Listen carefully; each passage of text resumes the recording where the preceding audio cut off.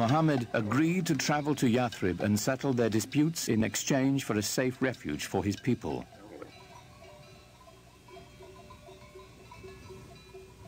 For Muhammad's followers, leaving the place of their ancestors, their families and tribes, was the ultimate test of devotion.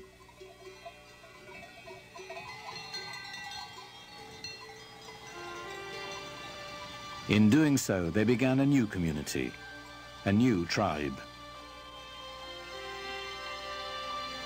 For the first time, they were bound together not by blood, but by faith.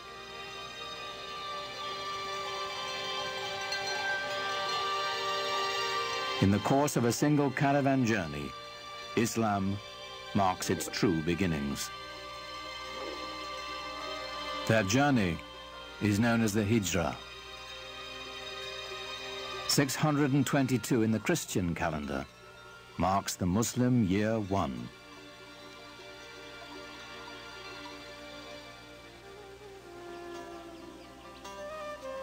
Muhammad's goal among the people of Yathrib was the same as his larger mission, to bring unity and peace with his message.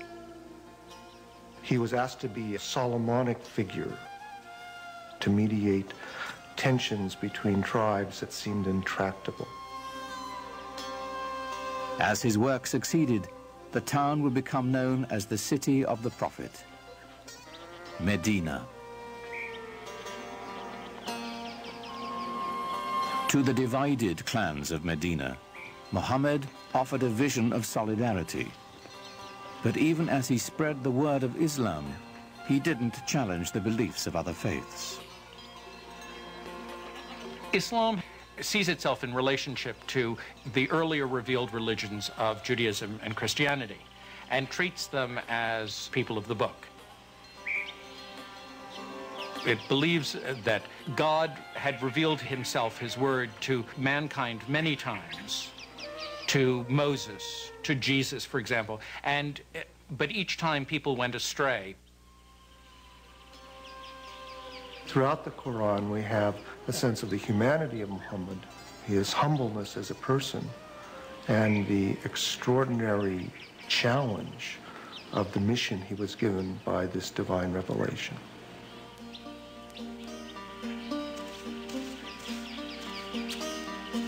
As the Muslim community grew in Medina, a life of simple devotion and ritual developed.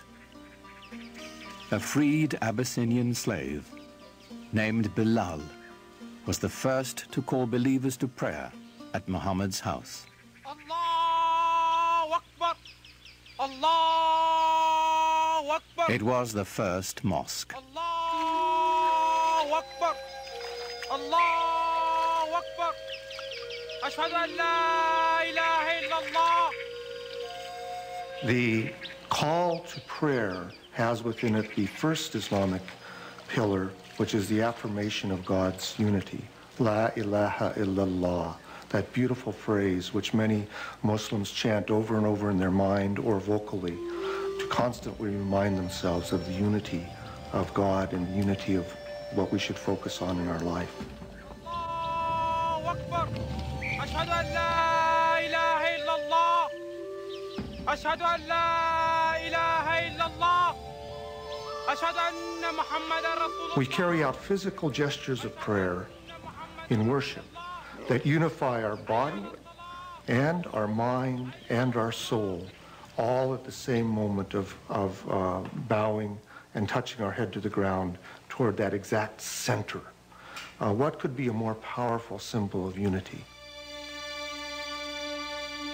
It's said that while he was in Medina, Muhammad received a revelation instructing those in prayer to face in the direction of the Kaaba in Mecca. Though filled with pagan idols, it was still the shrine of Abraham, the first believer in the one true God.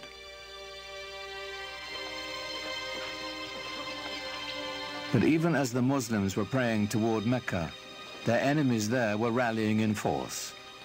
Their goal, to wipe out the Muslims.